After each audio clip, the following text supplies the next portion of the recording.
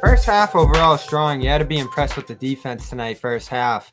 But as you see in your rotations against this Brooklyn team, I don't think any team in the NBA can keep up. I mean, they don't even use Timothy Luwawu, Jeff Green, some of the deeper guys on their bench. Kuruks, who was playing in garbage time, those guys would be first bench guys off another team's bench. And you saw in that third quarter especially, they try to keep Jason Tatum out there with Peyton Pritchard, Semi Ojeleye, some of these bench guys who, did okay tonight, but you can't keep up with Jared Allen. Karis LeVert, I thought, was sensational tonight. And then when you start rotating back in Kyrie and Durant at their best as they were tonight, no one in. I just think this team's head and shoulders above anyone else in the league.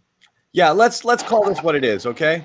End of the day, this was really good team against a pretty good team. Agreed. And that's it.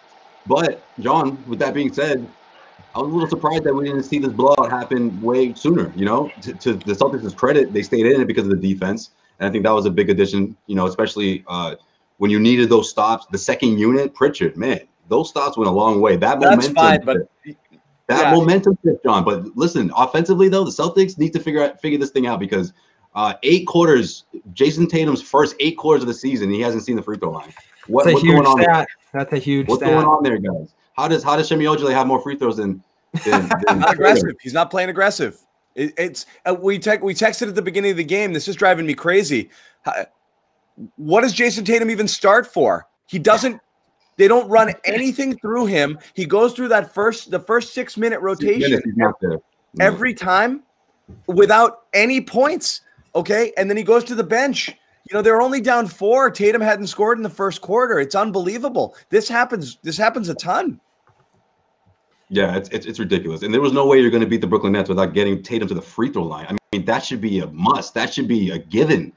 What is it, guys? I mean, maybe we can figure this thing out in the next 10 minutes or so. Why isn't he? I mean, okay, you say he's not aggressive enough, but there were a couple of instances where he got to the hoop, he got to the rim. I would say maybe I saw 2 no calls. I'll give him that. But that's it.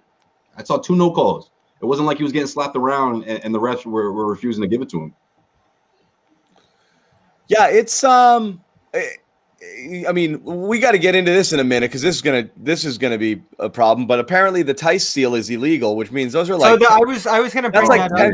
That's like 10 points a game here for Tatum. I want to get into that because honestly, that was like the biggest development. If that Tice seal is gone. That's I tweeted this, but that's half his value, and that's a ton of easy buckets for Tatum. They rely on that. They teach it. They coach it. Can you explain that rule, John? Because I don't understand it. Both him and Thompson got called for it. Okay, they called it a moving screen, right? They called it an illegal screen. I feel like that's what it is, as the letter of the law goes. I always thought, like, you can't box someone out while a screen's... But it's not, though, because you're technically in offensive position. You could, theoretically, it's no different than posting up. You're getting position on a guy. Mm-hmm. If you give Tice the ball there, that's okay. So they just call it because it looks like a screen because the guy is flying by. But at the end of the day, Tice could absolutely seal off his man rolling to the basket, keep him away from him, and catch a pass. So that's tough for Tatum. It's a ridiculous call. It's not moving; it's gaining position. Okay, plus he's not facing him either. It's his back to the. It's not facing him. It's creating position. Like I said, you could easily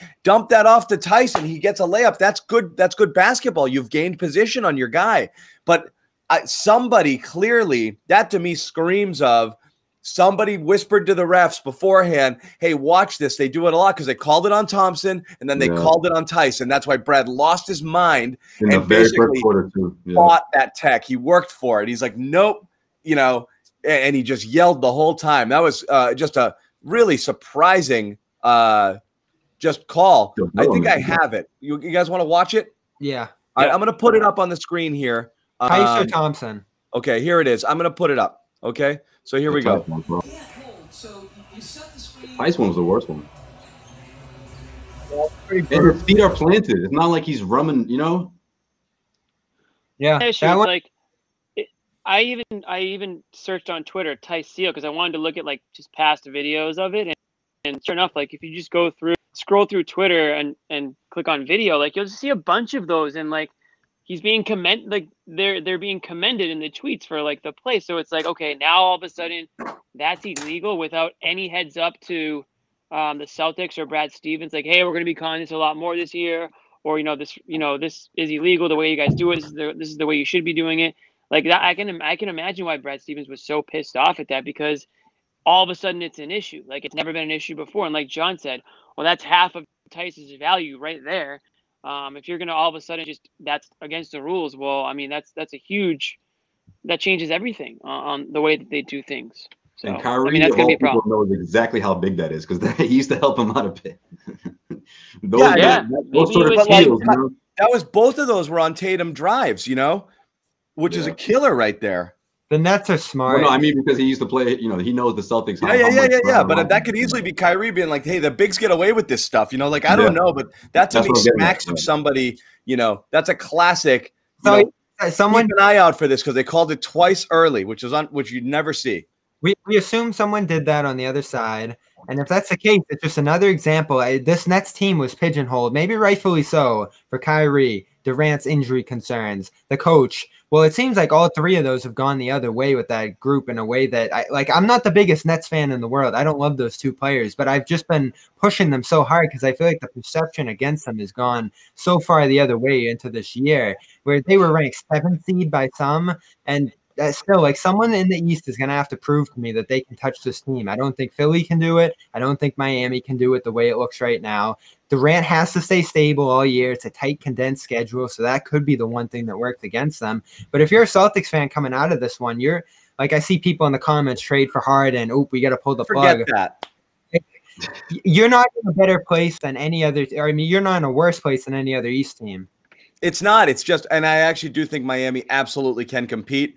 I'm looking at that team now, and especially, watching Duncan Robinson, you're looking at another year of development from Hero, another year of development from Adebayo. I think they've got 3-4 guys on the way up, in addition to already that kind of core around Butler and Dragic. You know what you're going to get out of him. I mean, I look at that team and I'm like, I want that guy. I want that guy. I want that guy. I want that guy. They're loaded with them. And then you got Precious. Oh, Precious. We were talking about Precious during the draft, so it is what it is there. And I think that team is good, but this was the Celtics we talked about that drop, okay, before the season. And again, this isn't, after Milwaukee, they thought they were great, and then after Brooklyn, we're going to bury them. It just does feel that they are in that second tier, and certainly will live there for a while until Kemba gets back. And then if Kemba comes back and he's the guy again, then it's fine. Things start to fall into place. You have a third person who can score, but holy wow, that's a really challenged lineup when Tatum and Brown are not both on the floor at the same time.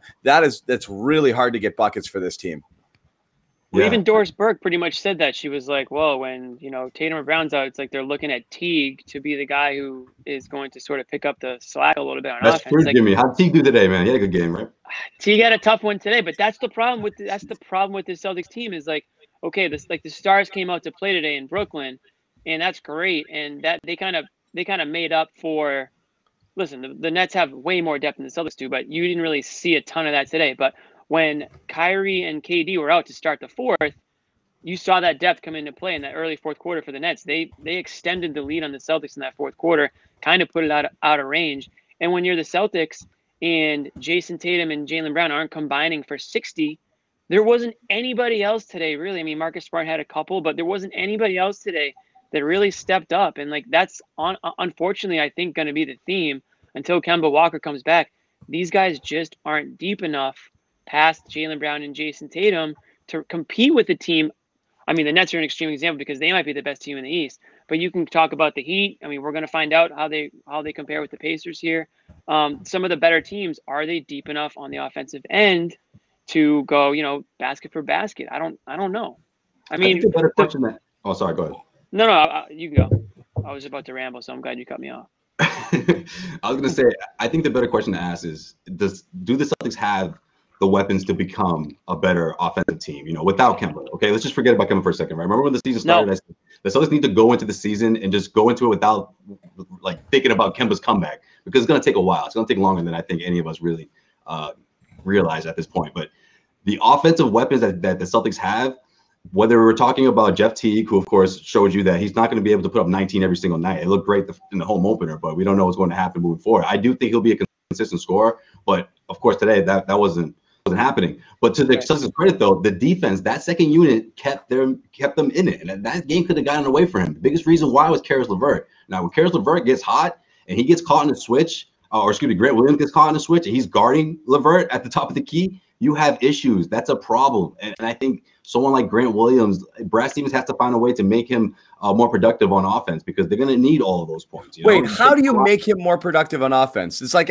saying, can you make him taller? Like, I mean, no, exactly, but you are who you are. Yeah, but John, they are who they are.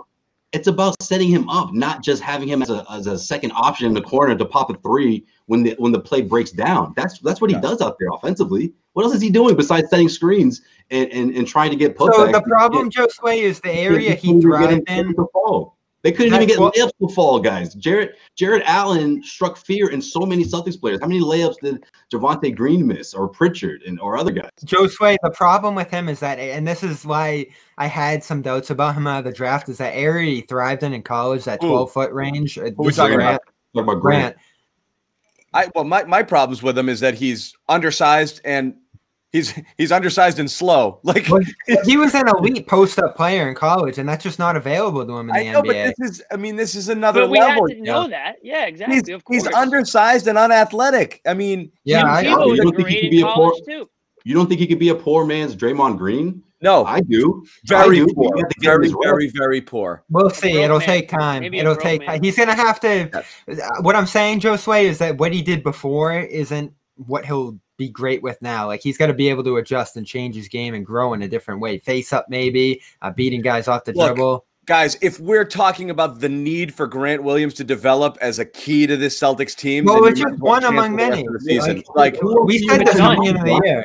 Who else are we talking about here? Teague? Outside of Teague, who else so there's no more Teague apology anymore. Listen, it's very interesting that Pritchard passed Teague on the depth chart in a game. You know, there's a reason I didn't apologize to you guys. Well, remember that, because you're gonna have to apologize for this. How about Semi? Semi looked great. I'll apologize for Semi. No, I won't. I don't it's way too soon for that. Way too soon. Listen.